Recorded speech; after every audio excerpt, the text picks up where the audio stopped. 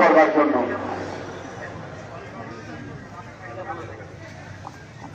শ্রদ্ধাঞ্জলি অর্পণ করবার জন্য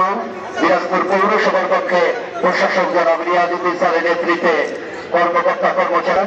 সিআইডি, দুর্নীতি দমন কমিশন,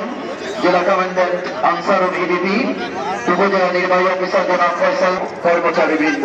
এরপরে উপজেলা মুক্তিযুদ্ধ কমান্ড দিনাজপুর সদর, তারপরে তাদের ফায়ার সার্ভিস ও সিভিল ডিফেন্স, প্রাণী সম্পদ অধিদপ্তর দিনাজপুর, তারা এরপরেই দেখতে পাচ্ছি